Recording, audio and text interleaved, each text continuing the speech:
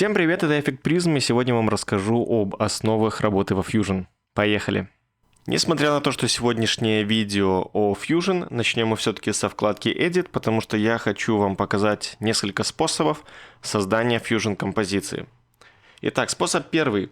В Media Pool нажимаем правой кнопкой, выбираем New Fusion Composition. Здесь вы можете выбрать частоту кадров вашей Fusion композиции, как-то ее назвать, по умолчанию предлагается имя Fusion Composition 1, и выбрать длительность вашей Fusion композиции. По умолчанию 5 секунд, можете поменять это значение на то, которое необходимо вам, и нажимаем кнопку Create.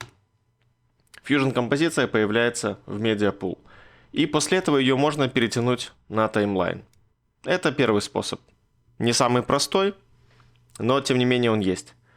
Второй способ. В эффектах переходите во вкладку Effects и перетаскиваете Fusion композицию на таймлайн. Способы абсолютно равнозначные, никакой глобальной разницы между ними нету, кроме того, что в первом способе вы можете сразу выбрать длительность. Но опять же, длительность вы можете уже регулировать на таймлайне так, как вы захотите, и в первом, и во втором случае. После этого ставите Playhead напротив Fusion композиции, которую вы хотите редактировать, это или это, и переходите во Fusion. Об интерфейсе DaVinci я уже рассказывал в одном из своих видео, посвященному DaVinci для начинающих, поэтому сейчас давайте сразу поговорим о нодах, как их добавлять и где их брать. Самый быстрый способ найти некоторые ноды – это панель быстрого доступа. Здесь компания Blackmagic вынесла те ноды, которые, по их мнению, используются чаще всего. Например, нода Background, Fast Noise, текст и так далее. Кое-что посвящено 3D, частицам, маскам. Для того, чтобы добавить какую-то ноду из этой быстрой панели, достаточно просто зажать ее и перетащить. Либо же просто нажать на эту ноду, и она прицепится к уже выделенной ноде, либо появится в пустом месте рабочей области, если ни одна нода не выделена. Например, возьмем Perimeter. Вот так. Это первый способ. Здесь, естественно, располагаются не все ноды. Второй способ, наверное, наиболее распространенный, это путем нажатия Shift-пробел. Открывается вот такое окно Select Tool, где вы можете воспользоваться поиском, либо просто прокрутить, найти нужную ноду. Например, нам нужна нода Blur. Вот так. И вы видите все ноды, в которых так или иначе, в названии которых так или иначе используется слово Blur.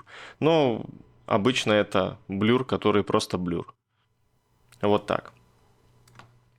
И есть еще один способ. Это панель эффектов. Здесь есть не только ноды, но и так называемые группы или templates, которых нету в списке, который вызывается через Shift-пробел. А так здесь есть, в принципе, все то же самое. То есть, например, если брать эффекты, есть Box Blur, который вы и так можете найти. И если говорить о темплейтах, то здесь, например, если зайти в Templates, Edit Effects, то есть, например, вот такая группа Binoculars. Это группа нод. Я чуть позже расскажу более подробно об этом. Если мы откроем Shift-пробел и введем Binoculars, то, как видите, здесь вот этой штуки нету.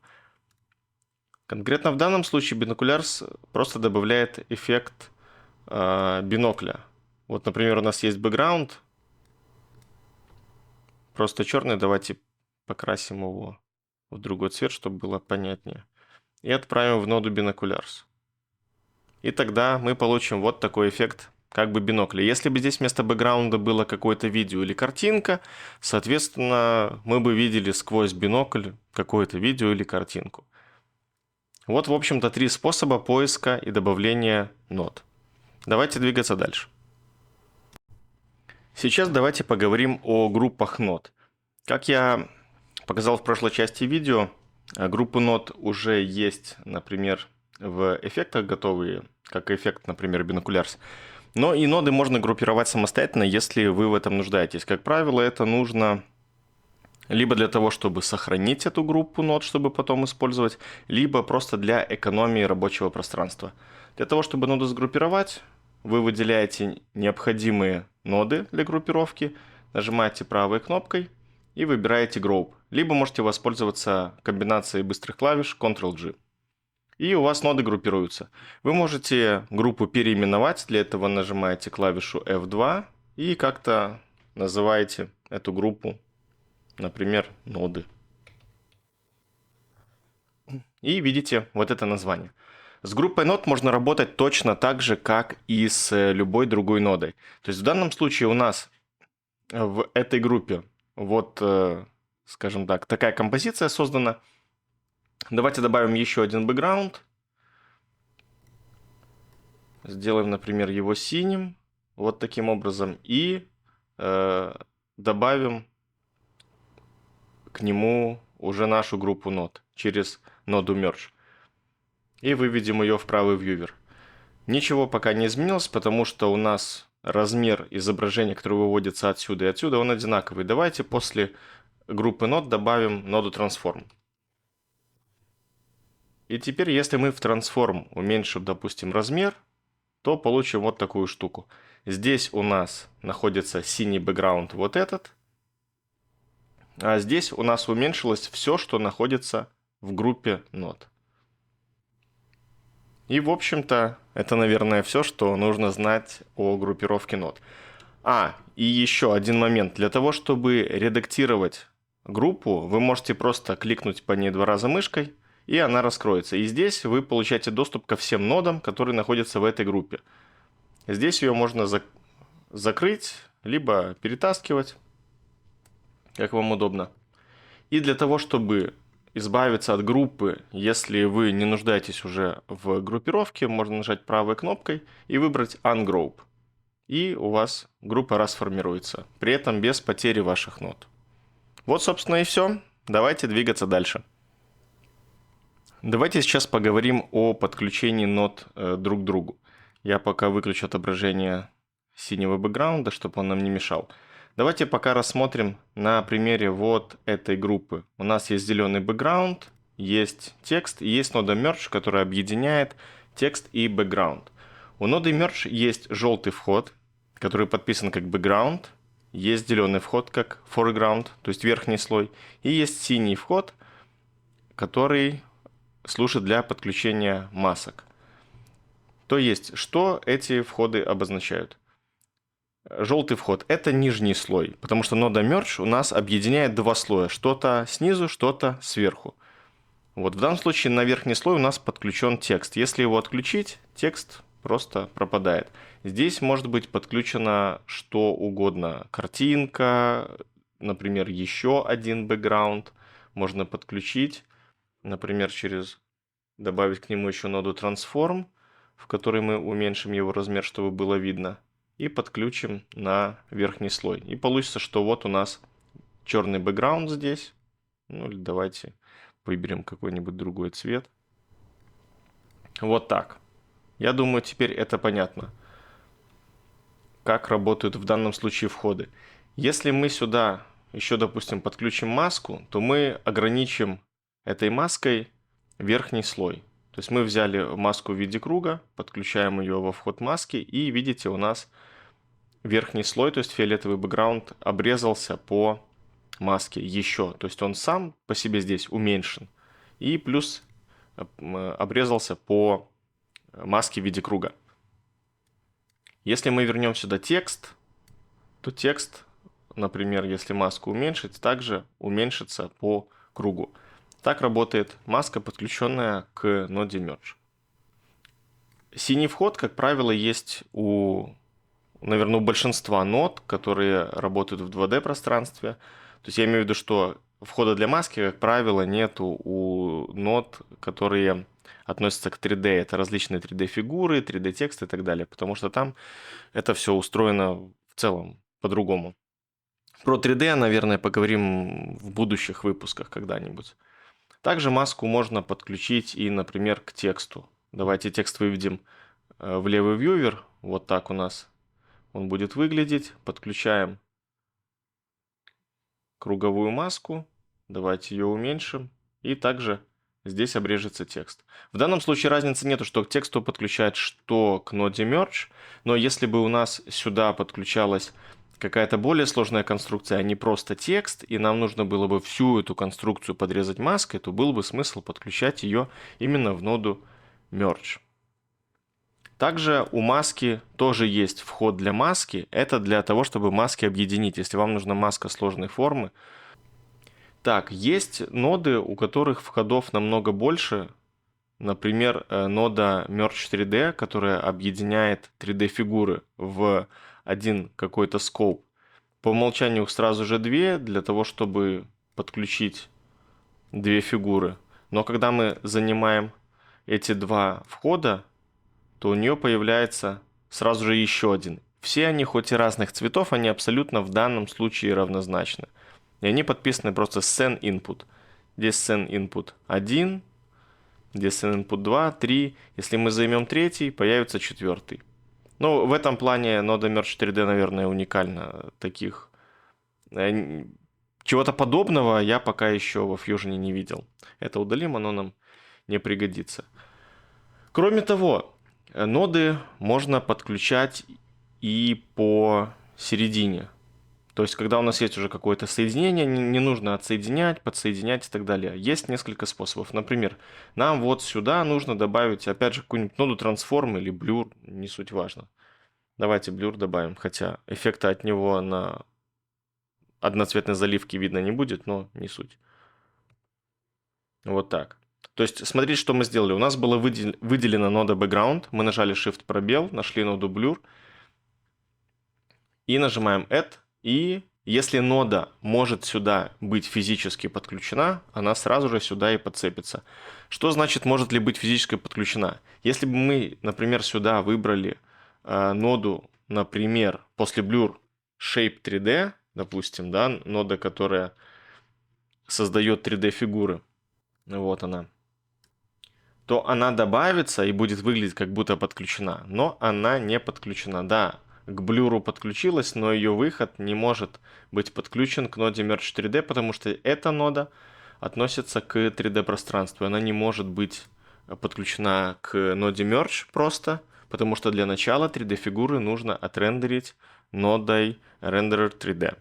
Но опять же, об этом мы сейчас не говорим, об этом позже. Хотя у меня есть ролики про 3D, вы можете найти их у меня на канале. Также для того, чтобы добавить ноду, которая уже у вас есть в рабочей области, в уже, скажем так, существующее соединение, что можно сделать?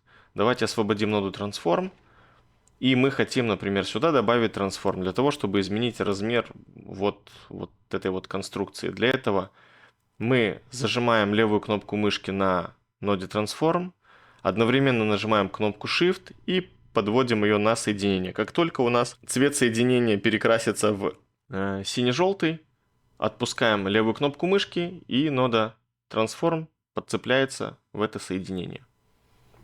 Вот, наверное, и все из основ соединения нод между собой. Еще маленький момент, повторюсь, я о нем уже рассказывал. Если вы хотите соединить две ноды, например, два бэкграунда, или добавить, давайте лучше добавим к бэкграунду текст, вот так. Берем выход ноды текст плюс, если мы хотим положить его поверх бэкграунда, и тянем к выходу ноды бэкграунд. И таким образом у нас нода merge создается автоматически. И та нода, от которой мы тянули выход, она всегда будет подключаться в верхний слой, к foreground. Это достаточно удобно и экономит время. Вам не нужно искать ноду merge, добавлять ее отдельно и к ней подключать те ноды, которые вам нужны. Вот и все о подключении нод друг к другу, о входах, основы. Естественно, что нод существует достаточно много, и у каждой свой набор входов. Вот, иногда их бывает достаточно много, но об этом будем разговаривать в будущих роликах. А пока давайте двигаться дальше. Сейчас давайте поговорим об одной из самых интересных, наверное, тем во Fusion. Это анимация. Давайте поубираем лишнее. Так, и, наверное, вот так. Давайте сделаем текст побольше, чтобы его было видно.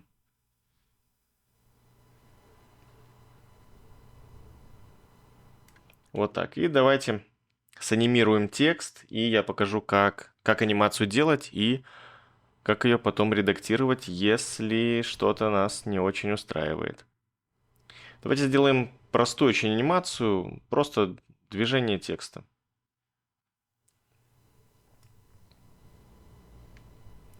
Итак, давайте перейдем в самый первый кадр.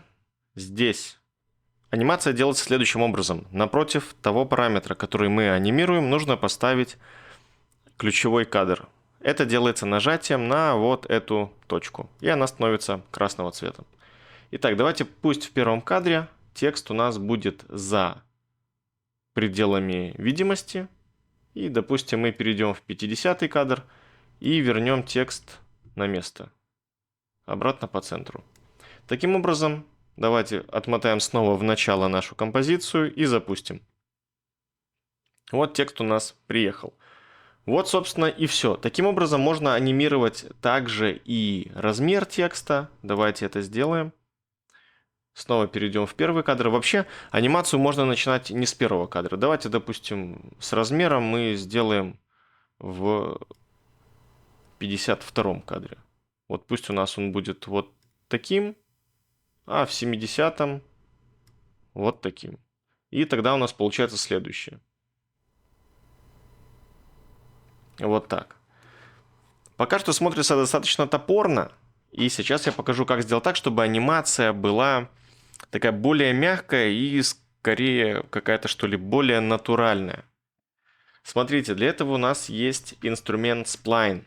Он способен сглаживать анимацию, зацикливать ее и достаточно много всего. Значит, открываем панель Spline. Вот так она выглядит. И что мы делали? Мы редактировали движение текста. Это параметр displacement. Для того, чтобы увидеть всю кривую, по которой у нас происходит анимация, можно нажать вот эту кнопку Zoom to Fit, и она у нас отобразит на всю рабочую область вот эту кривую. Теперь для того, чтобы ее сгладить, нам нужно выделить точки крайние этой анимации и нажать кнопку Smooth. Либо же на клавиатуре нажать клавишу S. И у нас получится вот такая штука. Потянув за вот эти ползунки, мы можем кривую отредактировать. Что это нам дает? Смотрите, в этой точке у нас анимация начинается. И у нас здесь по оси X идут кадры, а по оси Y значение вот этого параметра. И у нас получается, что анимация идет от нуля и до значения единица. И вот по этой кривой, в данном случае, этот параметр изменяется. Если мы, например, потянем вот так этот ползунок, то в самом начале у нас скорость анимации, кадры у нас меняются как менялись, а значение параметра поднимается медленно-медленно-медленно, а вот в этом случае он здесь уже пошел вверх с, скажем так, с более высокой скоростью. Как это выглядит? Давайте посмотрим. То есть видели, в начале текст выезжал медленно-медленно, его не было, а потом он резко выехал. Либо же давайте, начало анимации здесь плохо видно, потому что текст маленький и далеко уехал. Давайте здесь вернем. И лучше сделаем в конце ему такое очень-очень плавное торможение. Вот так, смотрите, что получается. Видите, в конце текст очень сильно замедлился. То же самое можно сделать и с размером.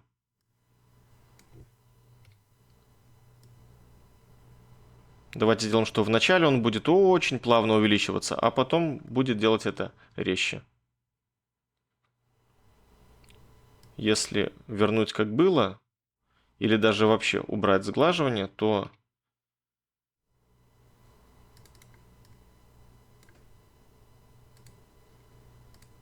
получится вот так. То есть он резко начал увеличиваться и резко остановился. А со сглаживанием происходит это все гораздо более плавно. Или давайте сделаем, чтобы начал резко и очень плавно подошел к концу. Вот так. Также анимации можно зацикливать. Например, вот так. И анимация будет происходить до конца нашей Fusion композиции, и она будет постоянно повторяться. Можно сделать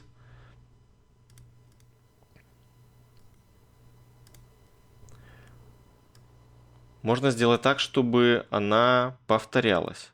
То есть давайте сначала вернем как было. Есть такой вариант set ping-pong. У нас анимация будет вести себя следующим образом. Туда-обратно, туда-обратно. И здесь переберите варианты, познакомьтесь их. Тут не так уж и много, и есть достаточно интересные. Это один из вариантов, я вам показал, редактирования анимации, то есть редактирование ее кривой, формы, скажем так, метода анимации и так далее. Есть еще вариант, который иногда необходимо редактировать, это сами ключевые кадры. То есть, что я имею в виду? Например, вот если мы возьмем изменение размера текста, он у нас начинается в 52-м кадре, а заканчивается в 70-м. Но в какой-то момент композиция поменялась, и вы решили, что анимацию нужно сделать длиннее или короче. Это можно сделать двумя способами. Можно, опять же, это сделать в keyframes. Просто передвинуть вот эту точку. Вот так. И так анимация становится короче. Если растянем, анимация будет длиннее. Это один из вариантов. Если зажать, например, здесь кнопку Shift, то у нас точка будет двигаться только по горизонтали, потому что если Shift не зажимать, вы эту точку можете как угодно двигать. Вот. Здесь Spline позволяет редактировать точки не только сместить по кадру, видите, на таймлайне также ключевой кадр смещается, но и по значению самого параметра, то есть увеличить текст больше можно. Если вам нужно сместить только по кадрам, то есть еще один инструмент, который называется Keyframes. Он также находится здесь в верхней части. Вот, берем размер, и где-то здесь у нас есть его ключевой кадр. Тут тоже нажмем Zoom to Fit, и вот мы видим ключевые кадры параметра Size. Вот у нас их два, и точно так же вы можете их смещать. И также у нас здесь видно пунктирной линией то, что мы включали анимацию. И есть ключевые кадры, опять же, движения. И точно так же вы можете передвинуть их туда, куда вам нужно. На этой панельке это делается тоже достаточно удобно, потому что если не пользоваться ни кейфреймом, ни сплайн, тогда вам придется делать это самым, наверное, топорным методом. Это вот вы поставили 52 кадр, где у нас начинает изменяться размер. Точнее уже 51,92 значение. Очень интересно получилось.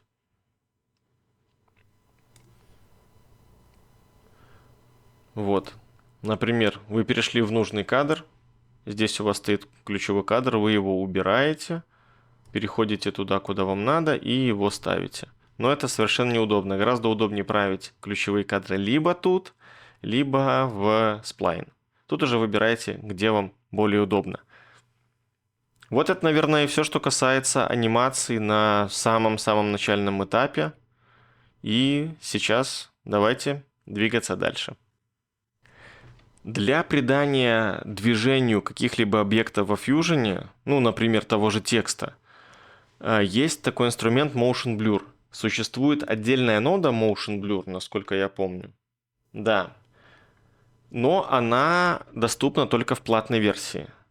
Я сейчас покажу, что она вообще делает и какой для этого есть лайфхак.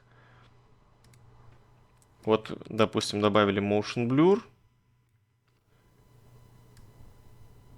И видите, как у нас текст при движении расплывается. Классный эффект, но, опять же говорю, он доступен только в платной версии DaVinci. Но есть лайфхак. Все ноды, которые способны генерировать какое-то движение, например, нода текст, умеет себя двигать, изменяя параметр центр, или, например, нода transform, которая также умеет двигать объекты. У них есть один очень крутой параметр. Ну, давайте пока возьмем ноду текст. Переходим в инспекторе в ее вкладку Settings, и здесь включаем Motion Blur. И можно редактировать его качество. Видите, в тот момент видео, где текст двигается, он также расплывается. И причем он расплывается, чем выше скорость движения, тем сильнее скорость размытия. И плюс еще качество размытия можно регулировать вот тут. И также здесь еще есть несколько параметров, которые вы можете изменить и посмотреть, что из этого получится.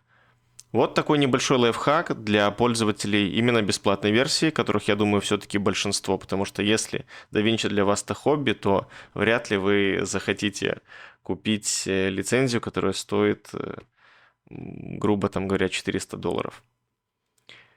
Итак, сейчас давайте перейдем к теме того, как вашу Fusion композицию сохранить и загрузить либо в другом проекте, либо в этом же проекте, но в другом месте. Итак, у нас есть некоторая Fusion композиция, и мы хотим ее сохранить для того, чтобы добавить где-то в другом месте нашего текущего проекта или же вообще в совершенно другом проекте. Для этого мы нажимаем кнопку «Файл», выбираем пункт «Экспорт» и выбираем Fusion Composition. Выбираем папку, в которую мы будем экспортировать. Давайте зададим какое-нибудь имя этой композиции, просто назовем ее Composition.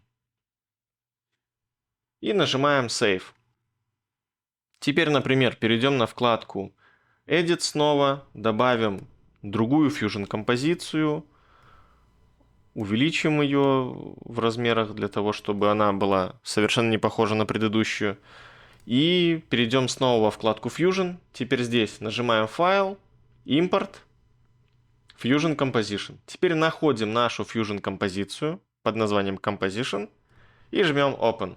И вот у нас добавилась наша Fusion композиция, включая ноду, которая даже не была подключена. Вот и все. Таким образом вы можете переносить ваши Fusion композиции из проекта в проект. Причем, смотрите, даже сохранились точки анимации для текста. Видите, текст здесь тоже движется, и где-то должен был увеличиваться его размер.